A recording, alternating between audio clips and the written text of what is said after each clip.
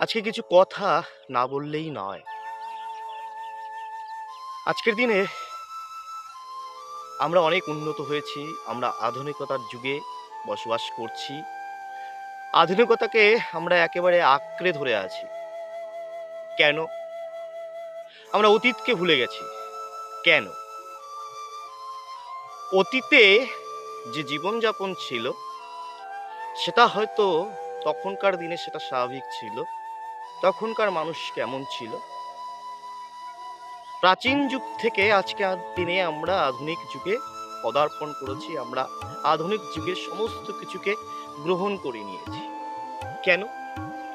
একটাই উত্তর মনে হয়, সেটি হলো যে আমরা খুশিতে থাকবো, আমরা আনন্দে থাকবো, আমরা ভালো থাকবো, আমরা সবসময়